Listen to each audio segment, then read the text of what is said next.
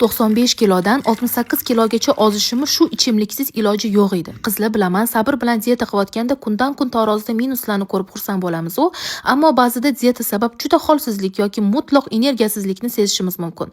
Bo'ldi, bugun dietani buzaman, ertaga davom ettirarman devorishimiz ham mumkin. O'sha paytda mana shu ichimlikni tayyorlab ichishingizni maslahat beraman. Bu sizga to'liq energiya beradi. Bir marta ichganingizni o'zida his qilasiz va qizlar jigari toksiladan tozalab beradi. Jigarda yengillikni tobora his qilasiz. Ya'ni eng zo'r tarafi metabolizmni zo'r ishlatib beradi. Qotgan vesingizni yurg'izib beradi.